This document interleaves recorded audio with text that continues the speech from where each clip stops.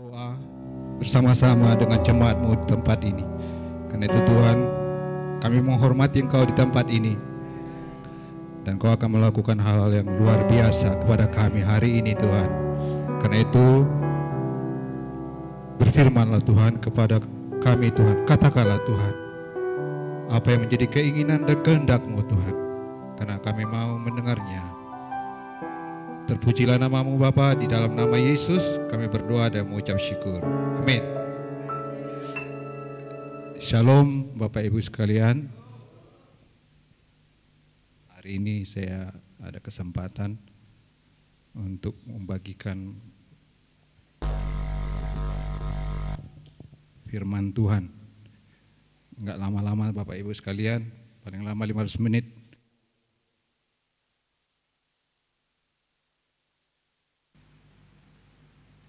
Tes, karena hari ini kita akan fokus berdoa dan kita sudah melakukan puasa Bapak Ibu sekalian, dan selanjutnya kita berdoa bersama-sama.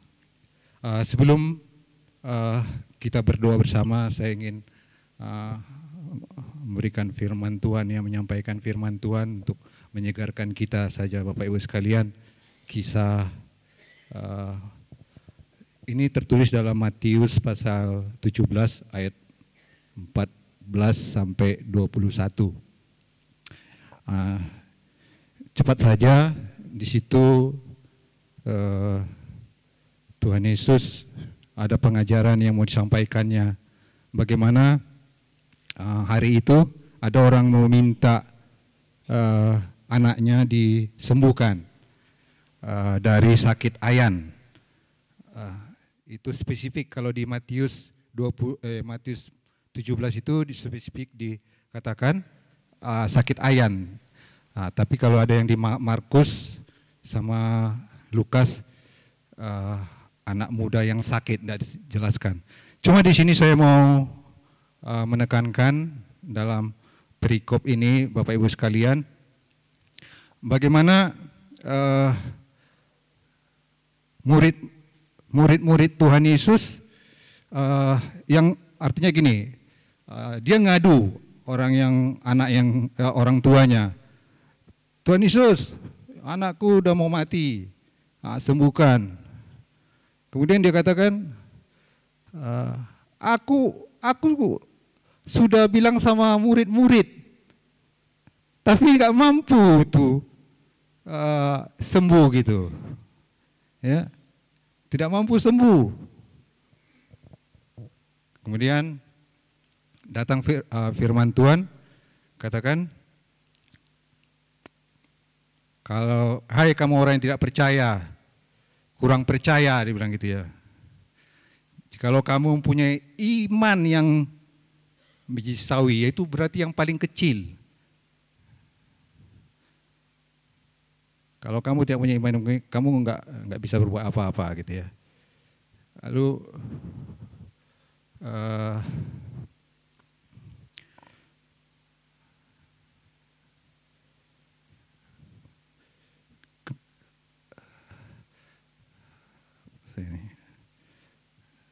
kemudian Yesus katakan, hai kamu orang yang kurang percaya, berapa lama lagi kamu sudah ada sama-sama dengan aku? Nah inilah faktanya Bapak Ibu sekalian ya. Kemudian selanjutnya dikatakan, jenis ini, kemudian Yesus datang dan menyembuhkanlah. Singkat cerita, Yesus menyembuhkan anak ini yang sakit ayan ini. Oke, setelah sembuh, kemudian ujuk-ujuk murid-murid Tuhan datang kepada Yesus. Tuhan, kenapa enggak sembuh? Kenapa Tuhan? Mereka bertanya, padahal sebelumnya murid-muridnya diutus untuk memberitakan Injil. Setelah pulang mereka bilang, Tuhan, setan-setan pun tunduk kepada kami. Tapi di kasus ini kok nggak bisa? Kemudian dikatakan selanjutnya apa? Jenis ini tidak dapat dilepaskan ya, tidak dapat keluar ya, dengan berdoa dan puasa.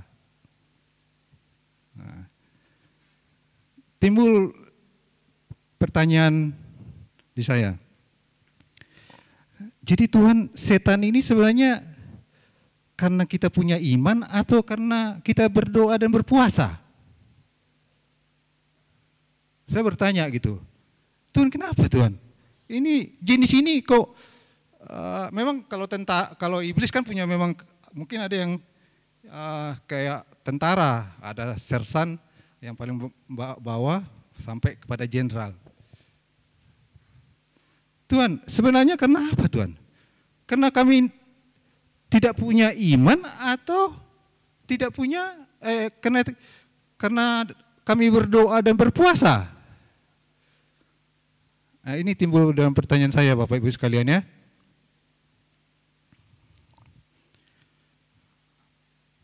Nah, ini sebenarnya saya bilang saya mau ini pernyataan Tuhan lah ya sebenarnya. Tuhan, kenapa? Kenapa ini Tuhan? Saya sampai bertanya-tanya Bapak Ibu sekalian. Kami selalu berdoa, tapi kadang nggak berhasil. Ya, kami sudah mendoakan ini, kami nggak berhasil. Sebenarnya Bapak Ibu sekalian,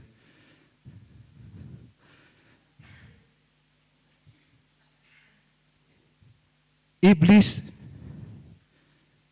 pintar Bapak Ibu sekalian. Dia mengelabui pikiran kita, lewat pikiran kita Bapak Ibu sekalian. Kita kadang berkata dengan berpuasa, dengan apa? Dengan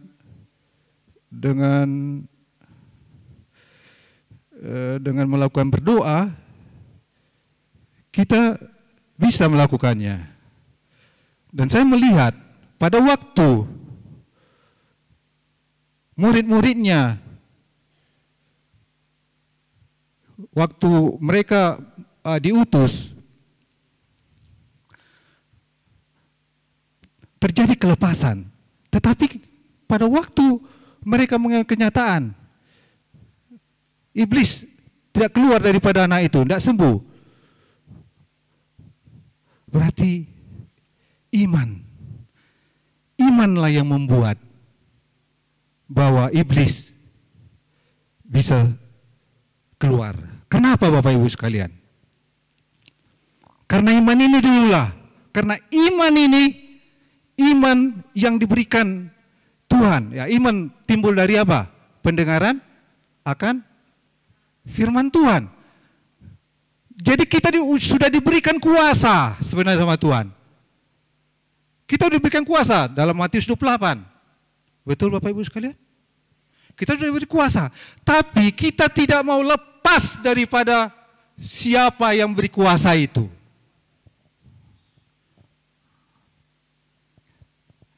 Artinya Bapak Ibu sekalian, kita banyak mengandalkan diri kita. Kita tidak melekat kepada firman itu Bapak Ibu sekalian. Karena kuasa itu diberikan sama Tuhan, betul. Tapi kita tidak melekat kepada yang memiliki kuasa itu. Karena itu Bapak Ibu sekalian, singkat kata Bapak Ibu sekalian, saya mendapatkan sesuatu Bapak Ibu sekalian. Sebenarnya kita mempunyai iman, kemudian kita berdoa dan berpuasa. Dengan kita berdoa dan berpuasa, kita berdoa, kita meminta keinginan kita. Kita berdoa, kita meminta keinginan hati kita kepada Tuhan yang punya kuasa itu. Lalu kita berpuasa. bahwa kita mengatakan dalam diri kita sendiri, Tuhan, Kau yang memberikan kuasa itu, aku tidak punya kemampuan. Aku tidak punya kemampuan Tuhan, dan Kaulah yang melakukan itu Tuhan. Dengan kerendahan hati kita. Karena itu kita puasa ini sebenarnya kita merendahkan hati Bapak Ibu sekalian. Amin. Kita merendahkan hati. Bahwa yang melakukan kuasa itu Kau Tuhan. Kau izinkan aku Tuhan berpuasa supaya karena aku tahu bukan aku yang kuandalkan. Bukan diri aku. Dan saya melihat kenapa enggak terjadi kenapa tidak terjadi kelepasan itu? Karena memang murid-muridnya Tuhan tidak melekat kepada yang pemberi kuasa itu. Ya mereka waktu mereka sendiri datang, ya mereka ya seperti sudah diutus Tuhan, kalian pergi, dan mereka melepaskan menyembuhkan orang sakit, melepaskan orang yang terikat. Nah, inilah Bapak Ibu sekalian, sebenarnya Bapak Ibu sekalian, bagaimana kita terus mengenal Tuhan, takut akan Tuhan Bapak Ibu sekalian.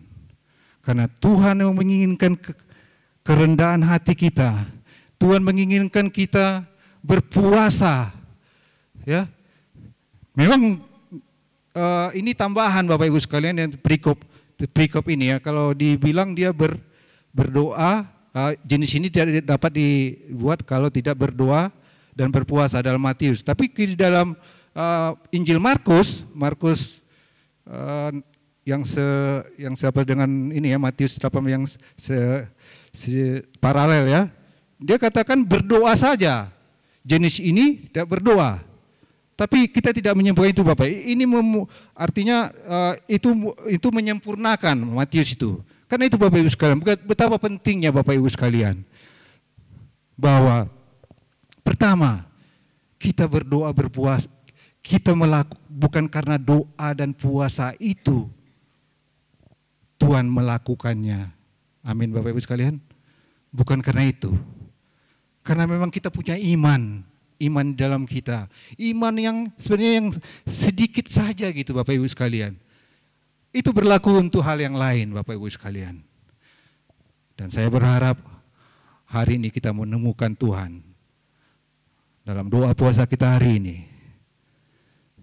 Udah 15 menit Bapak Ibu sekalian ya, karena ini kesempatan sama kita untuk berdoa bersama-sama.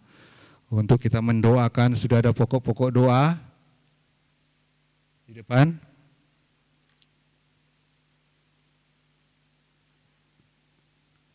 Bisa ditampilkan, dan saya pun sudah dapat ini apa doanya yang khususnya kita harus doakan hari ini bersama-sama Bapak dengan penuh iman Bapak Ibu sekalian, Bapak Ibu sekalian ya. Jadi kita tidak menyogok Tuhan Bapak Ibu sekalian dengan berpuasa, dengan berdoa, menyogok Tuhan untuk Tuhan melakukan segala perkara ke depan ini Bapak Ibu sekalian. Ada? Oke. Nah, ini pokok doa yang kita sungguh-sungguh mau katakan dengan iman Bapak Ibu sekalian ya. Katakan tadi, jemaat Tuhan suka membaca dan merenungkan firman Tuhan dan melakukannya. Jemaat bertumbuh dalam takut akan Tuhan dan pengenalan akan Tuhan. Karena itu yang Tuhan sukai. Yang aku sukai adalah mereka takut akan Tuhan. Sudah firman kita dan mengenal Tuhan, yang kuandalkan. Yang kalau kita bermegah karena kita mengandalkan Tuhan ya Bapak Ibu sekalian ya. Kita mengenal Tuhan. Jangan andalkan dirimu sendiri, andalkan. Karena itu jangan andalkan kita mampu. Kita sudah pernah menumpangkan tangan atas orang sakit dan orang itu sembuh. Kita sudah mengusir setan dan belum minum racun. Tapi jangan mau minum racun. Kalau itu mencobai Tuhan ya, Bapak Ibu sekalian ya. Kedua, jemaat memiliki hati belas kasihan akan jiwa-jiwa dan berani memberitakan Injil. Nah, hati ini tidak sembarangan Bapak diberikan. Ya, belas kasihan itu penuh belas kasihan. Karena dengan belas kasihan itu akan timbul doa-doa yang untuk melepaskan kuk-kuk Bapak Ibu sekalian. Kemudian berdoa buat kesejahteraan dan keamanan bangsa Indonesia. Ya, kita tahu banyak kejadian-kejadian ya baru-baru ini Bapak Ibu sekalian. Harga-harga naik, itulah penyebabnya. Gaji anggota dewan naik melompat, sementara kita disuruh membayar pajak untuk membayar mereka. Nah, inilah kita berdoa sama pemimpin kita, terjadilah kesejahteraan dan keamanan bagi Indonesia. Sampai hari ini Bapak Ibu sekalian, update terakhir masih riak-riak itu masih untuk terjadinya makin lama tuh demo-demo ini Bapak Ibu sekalian. Dan ujung-ujungnya ya kita dari sini berdoa untuk itu stop Bapak Ibu sekalian. Ya. Dan ada jalan keluar yang Tuhan berikan. Karena itu mari kita berdoa bersama-sama. Saya rasa itu saja yang harus kita doakan.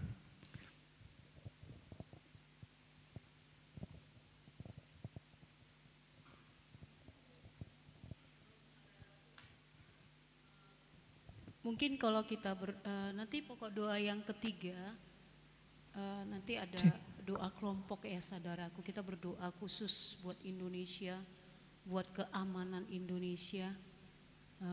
Kita berdoa tadi juga demo di Pekanbaru, tapi digagalkan oleh Kapolda ya. Kita melihat di Medan, di Makassar, di Indonesia, di Jakarta. Kita berdoa supaya damai sejahtera Allah. Jadi nanti di doa nomor 3 saudaraku, kita akan berdoa kelompok ya saudaraku, dan ada 4 kelompok nanti kita berdoa, ada peta-peta yang akan kami sebarkan. Jadi kita akan berdoa untuk perkara itu. Shalom. Haleluya. Ya Tuhan Yesus.